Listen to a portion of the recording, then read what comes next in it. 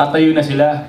So I was really sensitive kasi ang Fortnite, Drexel's Fortnite, ang laki ng theater niya. And it was packed. So sabi ko, pag may tumayo dito, board na to. Binibilang ko yung tatayo.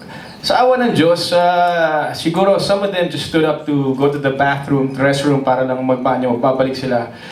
And nakita ko, sabi ko, parang walang tumatayo, walang umaalis ng sinehan. Meaning, nagustuhan nila.